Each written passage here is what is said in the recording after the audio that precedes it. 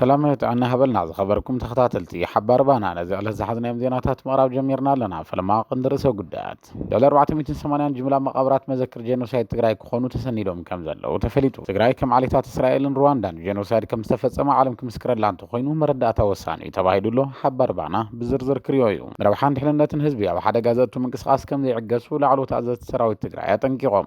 مبقس زمتنقاطا حبار بانا حيزولو بزدقاو وسان النجاشي زروم زقصل دقس حبار رسول مسكتل تدق النجاش تسليفهم جينوسايد مفصامهم نقطعاسو زحت تدبدابه تصحيفون زرزرنت بتدبدابه كنغركم هنا دمصاو رفنا نابز نغسلو كونسرت زنبرو فليات كونت حبار بانا ككفلكم يو ركبز بتግራይን ኤርትራን አብሩባ መረብ ተኻይዱሎ ነጥት ማለት ተሳለጠ መድረኽ ሲዕቡ ተፈጠሩ ስጋታት አካል حبار بانا ኮይኖም አለው ዜጋታት ኢትዮጵያ ናብ አሜሪካ ኸይገሹ ክኽልከሉ ምዃኖም ተሰሚዑሎ ነዚኦምን ካልኦትን ዛዕባታትና ዳህሰስና ምሳኹም ትንጸንሕ ቻናል ባና ሚዲያ ላይክ ሼር ሰብስክራይብ እናግበርኩም አባል ስድራና አትኮኑ ንዕድመኩም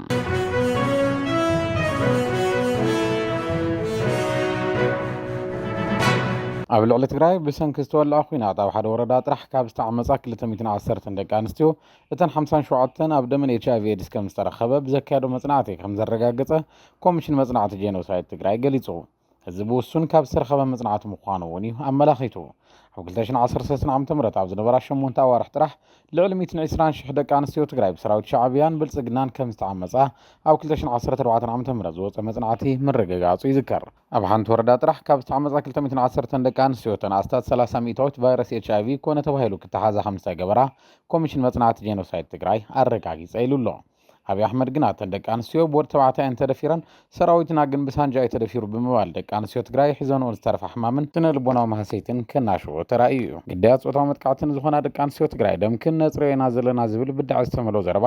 ይንገረን ከም ዝነበረ ጋዜጠኛ ሲኤንኤን ዝኾነት ኒዒማ ኤልባግር ምቅላዓት ዝከር እዩ ንጄኖሳይድ ትግራይ ክስንድ ዓሊም ኣብ 2014 ዓ.ም በቤት ምክሪ ትግራይ ዝተጠየሸ ኮሚሽን መጽናዕቲ ጄኖሳይድ ትግራይ ኣብ ዞባታት ከካይዶ ጽንሐ መድረኽ ምክክር ሎሚ ኣብ ከተማ መቐለ መዛዘመ ዘካየደሉ እዋን ዘይተዳሰሱ ቦታታት ከም ዘለዉ ገሊጹሎ ብሰንኪ ኩናት ኩሉ መዳው ዕኖት ዝበጽሐ ትግራይ ኣብ ልዕሊ ህይወት ሰብ ንብረትን ሃፍቲ ተፈጥሮን ዝተፈጸመ ጽንተት ኩሉ ስነድ ይግባእ ዝበሉ ኮሚሽን መጽናዕቲ ጄኖሳይድ ትግራይ የማነ ዘርአይ ብሜላታት ምእካብ መረዳእታ ኩሉ መዳው መጽናዕቲ ብምክያድ ቁሳዊ መረዳእታታት ይስነዱ ከም ዘለዉ ገሊጾም ጄኖሳይድ ትግራይ ኣብ ሰብኣዊ ፍጡር ዝተኻየደ ኣስካሕካሒ ፍጻመ እዩ ዝበሉ ኮሚሽነር የማነ እቲ ኮሚሽን ልዕሊ 480 ጅምላ መቃብራት ከም ዝተሰነደን ኣብ ልዕሊ 693,872 ስድራ ቤታት ብቆፀራ ዝተዳሰሰ ጽጹይ መረዳእታ ከም ዘለዎን ብምግላጽ ዋላ እውን ኣብ ወፃኢ ዓድታት ኣብ ትምህርቲ ይኹን ካልእ እዋን ዝጸንሑ ተጋሩ ዝበጽሖ መደላት እውን ይስነደሎ ክብሉ ገሊጾም ኣብ መሰረታዊ ኣገልግሎታት ትምህርቲ ጥዕናን ካልኦትን ዝበጽሐ ዕንወት ከቢድ ምዃኑ ዝገለጹ እቶም ኮሚሽነር ኣብ ሓድግታት ትግራይ እውን ትሉም ዕንወት ከም ዝበጽሐ ሓቢሮም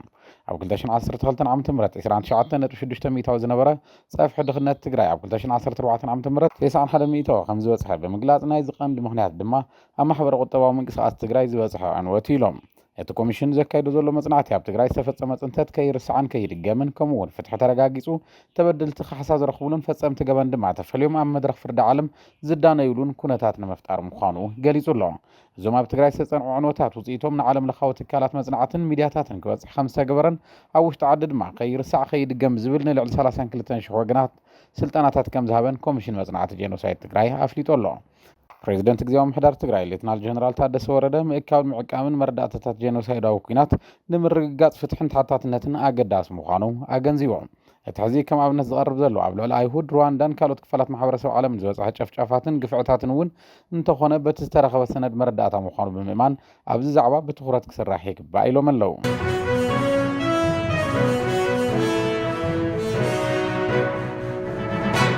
صلال سيفيل محورسة معراب تقرأ زي تحاورو سلام وصل في أكل قطر خلتها كب 11 أو 13 سنة أب كتما مغالن جنيفان كم زكاير تفليتو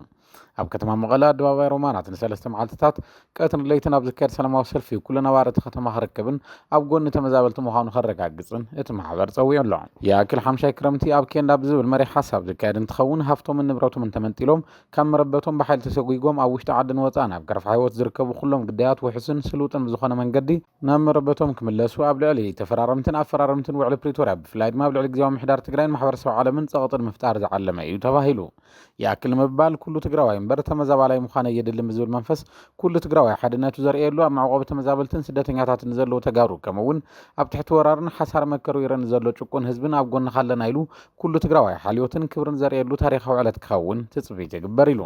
ኣብ ካልኣይ መዓልቲ እቲ ሰልፊ ተሳተፋ ይኣክል 5 ክረምቲ ኣብ ኬንዳ እናበለ ኣብ ቤት ጽሕፈት ግዜያዊ ምሕዳር ትግራይ ቤት ጽሕፈት ተፈራረምቲ ውዕል ፕሪቶርያ ዝኾኑ መንግስቲ ፌደራልን ህወሓትን ቤት ጽሕፈት ኣፈራረምቲ ውዕል ፕሪቶርያ ከምኡውን ዘይመንግስታውያን ትካላት ወሃብቲ ረድኤትን እናተረኸቡ ተቃውሞ ከስምዕን ደብዳቤታት ከብፅሕን ክግበር እዩ ዓርቢ 13 ሰነ 2017 ዓ.ም ቀፂሉ ዝውዕል ሰልፊ ኣክል 5 ክረምቲ ኣብ ኬንዳ ድማ ኣብዚ ዕለት ብፍሉይ ኣብ ዝተፈቐደለን ትካላት ወፃኢ ኩሎም ትካላት ክልልን ፌደራልን ምሉእ ብምሉእ ተዓፅየን ኣካል ናይቲ ሰልፊ ኮይነን ክውዕላ ክዕደማ ምዃነን ኣመራርሓ ጽላል ሲቪል ማሕበረሰብ ምዕራብ ትግራይ ኣፍሊጡ ኣሎ ኣብ መወዳእታ 1689 ብጫ ፍሕኛ ናብ ሰማይ ብምስዳድ ወግዓዊ መኸንበት ሰልፊ ኣክል 5 ክረምቲ ኣብ ኬንዳ ክኸውን እዩ በዝሕ ናይቲ ፍሕኛ ህዝብና ካብ ማሞቕ መረበቱ ካብ ዝመዛበል ዝስደድን ኣብ ትሕቲ ወራር ካብ ዝኸውንን ጀሚሩ ክሳብ ሎሚ ዘሎ በዝሕ መዓልቲ ዝገልጽ ኮይኑ እቲ ብጫ ሕብሪ ፍሕኛ ድማ ንዝምልከቶ ኩሉ ሰላማዊ ሰልፍታትናን ቃልስናን ኣብ ናይ መወዳእታ ምዕራፍ መብፅሑ ዘጠንቅቕ እዩ ኢሉ ኣሎ 13 ሰነ ኣብ ስዊዘርላንድ ጄኔቫ ዝካየድ ሰላማዊ ሰልፊ እውን ብተመሳሳሊ ኣብ ማሕበረሰብ ዓለም ጽዕንቶን ምፍጣር ምዃኑ ተገሊጹ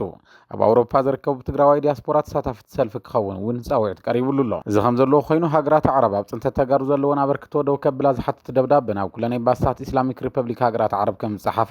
ጽላል ሲቪል ማሕበረሰብ ምዕራብ ትግራይ ኣፍሊጡ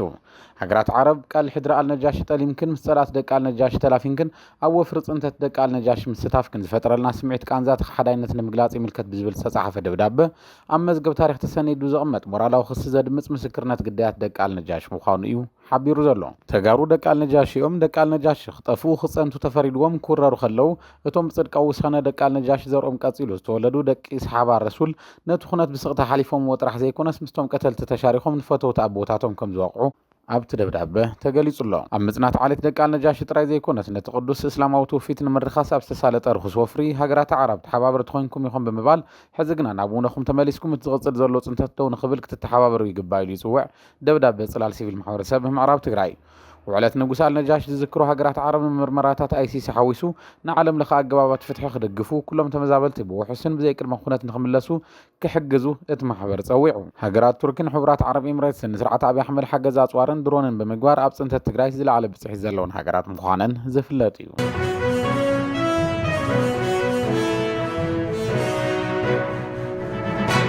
نهزبتات تجرين إيرتران زرخب استبهاللو مدرخ أبو ربع مرب كم سالته تفليتو ات مدرخنا نبرت خبابتات عدواه راما عدو خالن عد جرجسن زت أخاخب مخانون تسمعوا الله اتيت مال السنة شو منتقلشن 10 شوعات عام تمرست خياد مدرخ نتينا عامتات عمون جخلتي زبتات استهانتن أبجز خوينات تجري سورك سدد استسر حلون صلي بفتسم تقبلنا زي بلو مخانو زرق عجز أيولو تساتفتت مدرخ اتي صدرام صدرا زرخب مدرخ كتصال نتكلو تساتفت خمسة حتتونيو تجلسو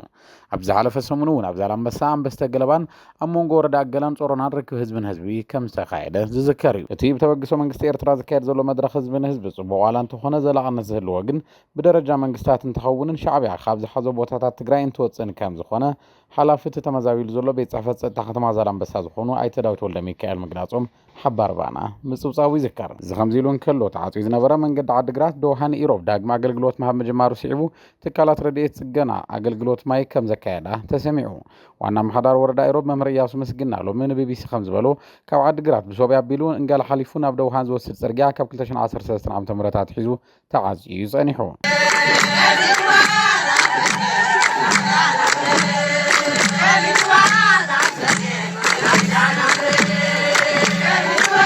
አበንጋል በሰራዊት ኤርትራ ተነቢሩ ጸንሐ ኬላ ስለስተለ ዓለም መጓዓዝያ ህዝብን መኻይንን ገበርት ሰናይን በወግዕ አገልግሎት ይህቦም ህላዎም ውን ተዛሪቡሎ እቲ ጽርግያ ብሰንኪ ምዕጻው ሓደ ሰዓት ዝወስድ ዝነበረ መንገዲ ካብ ዓዲግራት ተኻሊሉ በአሰፋ ኣቢሉ በዓሲምባ ናብ ደውሃን 3 ሰዓታት ዝወስድን ኣጸጋም ነብዳል መንባሩ ዋጋ መጓዓዝያ ውን ብሓደ ጉዕዞ 700 ብር በመኽፋል ህዝቢ ምሕር ተጸጊሙ መንባሩ ኣዘኻኺሩ ድሕሪ ውዕል ፕሪቶርያ ወላኳ ድምፂ ጥይት ደው እንተበለ ህዝቢ ብስእነት አገልግሎት መጓዓዝያ ኣብ ዓብይ ጸገም ምጽንሑ ውን ሓቢሩ ኣሎ መምህር ኢያሱ ወሲኹ ወላኳ መንግስቲ በወግዕ ዝፈልጦ ይኹን ኣብቲ ከባቢ ህዝቢ ምስ ህዝቢ ርክብ ይካየድ ምህላው ውን ተዛሪቡሎ አሞንጎ ነጠፍቲ ማሕበራዊ ሚድያ ትግራይን ኤርትራን ጽምዶ ብዝብል ተጀመረ ርክብ ሲዒቡ አሞንጎ ትግራይን ኤርትራን በብመዓልቱ ሓደሽቲ መዕባለታት እናተራእዩ ይርከቡ እቶም ጅማሮታት ኣብ ገለ ተጋሩን መንግስቲ ፌደራልን ስጋት ኩናት ከይሕደሩ ግን ኣይተረፉን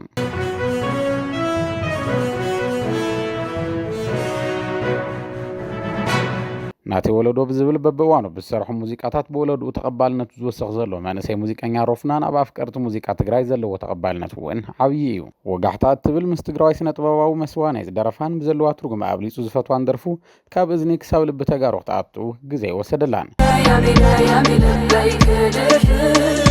ስዒቡ ድማ ብድምፃዊት ሸዊት መዝገቦ እናተዓጀበ ዝሰርሓ ኣትዮ እትብል ደርፉን ኣብ ተመሳሳሊ ሰዓት ምስኣ ዝወፀት ኤምኬ እትብል ንመቐለ ዘወሃሃደ ላብልፅቲ ዜማን እውን ፍቕሪ ተጋሩን ሮፍናንን ናብ ካልእ ልውዕል ጠርዚ ኣሰጋጊረንኦ። ዘይንራኸብ ዋላ እንተመሰልና ሓደ መዓልቲ ግን ክንራኸብ ኢና ንኩሉ መዓልቲ ኣለዎ ዝብል ተለላግጥሚ ዝሓወሰ ሙዚቃ እትዮ ዝኸፍአ መከራ ዋላ እንተሃለወ ምሕላፉ ከም ዘይተርፍ ዝነግርን ተስፋ ዘስንቕን ደርፊ እዩ። ብቋንቋታት ትግርኛን ኣምሓርኛን ዝተዘየመ ደርፊ እትዮ ናይ ዝተፈላለዩ ፍቑራት ምልልስ ዋላ እንተመሰለ ኣብ ግዜ ዕፅዋን ክባን ትግራይ ዝነበረ ሂወት ተጋሩ መሰረት ተገይሩ ዝተሰርሐ ዝብሉ ኣድነቕቱ ብዙሓት እዮም።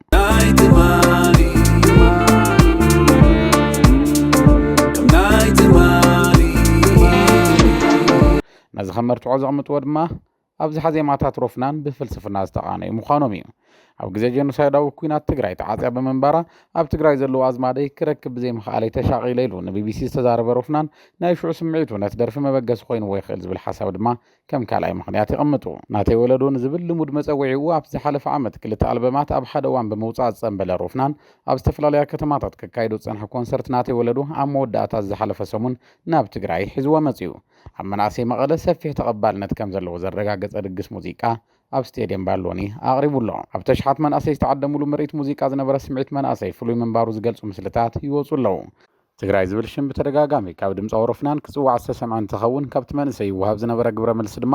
መንእሰይ ትግራይ ሕዚ እውን ብፍቕሪ ዓዱ ዝነደደ ምዃኑ ዘረጋግጽ እዩ ዝብሉ ርኢቶ ወሃብቲ ኣለዉ። እቲ ድግስ ሙዚቃ ድሕሪ ፅንተታዊ ኩናት መንፈስ መናእሰይ ዝህደሰ ምዃኑ ንሓባር ባና ርእይቶም ዝሃቡ ተሳተፍቲ ይሕብሩ። ኣብ ቅልውላው ስነ ልቦና ኣትዩ ዝርከብ መንእሰይ ትግራይ ስነ ልቦንኡ ንምሕዋይ ሙዚቃ ሓደ መንገዲ ከም ዝኾነ ሰብ ሞያ ስነ ልቦና ይገልጹ።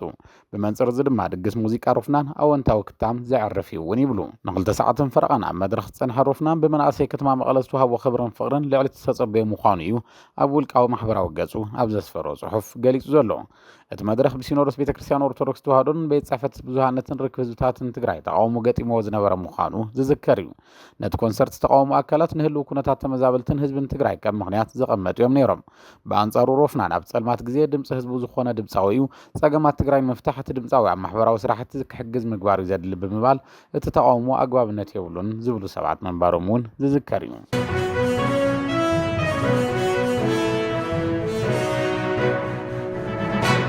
ንረብሓን ድሕንነትን ህዝቢ ትግራይ ዛባእ ዝኾነ ይኹን ምንቅስቃስ ኣይንዕገስን ክብሉ ላዕለዎት ኣመራርሓ ሰራዊት ትግራይ ገሊፆም። ብዛዕባ ገልን ስርሒት ሰራዊትን ትድስሳ ፍሮም ዘርእስታ መፅሓፍ እንትትምራቕ ዝተረኸቡ ላዕለዎት ኣመራርሓ ሰራዊት ትግራይ ታሪክን ቅያን ሰራዊት ትግራይ ብዝግባእ ክስነድን ንወለዶ ክሰጋገርን ከም ዝግባእ ኣገንዚቦም። ኣብቲ ምረቓ መፅሓፍ ዝተረኸበ ኣዛዚ ግንባር ደቡብ ጀነራል ዮሃንስ ወልደ ጀወርግስ ጆን መዲድ ህዝቢ ትግራይ ትማል ይኹን ሎሚ ናፅነቱ ሓሊፎ ይህበን ኢሉ። ናፅነትካ ሓሊፍካ እንተሂብካ ንስኻ ሰብ ዘይኮንካስ ሓሰማ ኢኻ ዝበለ ጆን መዲድ መንእሰይ ትግራይ ንናፅነቱ ተወዲቡ ክቃለስ ፀዊዑ። ብዙሓት ሰባት ንሓደ ውድብ ወይ ንሓደ መንግስቲ ይኹን ከባቢ ላይ ተጋደልኩን ክብሉ ይስምዑ እዮም ዝበለ ጆን መዲድ ሞዳ ትግራይ ብዘይ ትካላት ዲያ ክትነብር ክብል ንብዙሓት ኣዘራራብ ዝኾነ መደረ ኣስሚዑ ኣሎ። ኣብቲ መድረኽ ምረቓ መደረ ዘስምዕ ኣብ ቀረባ እዋን ኣዛዚ ኣርሚ 22 ኮይኑ ዝተመደበ ገብረስላሴ በየነ ብወገኑ ኣብዚ እዋን ህዝቢ ትግራይ ሰላም ከም ዘድልዮ ድሕሪ ምግላፅ ነዚ ንምዝራግ ዝግበር ምንቅስቃሳት ቅቡልነት የብሉን ኢሉ። ኣብ ዓፋር ንዝርከብ ሓይልን ኣተሓባብረ ንዝርከብ ጀነራል በየነ ገብረ እግዚኣብሔር ወደንጥሩ ኣብ ዘቕረቦ ፃውዒት በኣኻ ተስፋ ይቆረፅኩን ብፃይ ናብ ህዝብኻ ተመለስ ክብል ተሰሚዑ።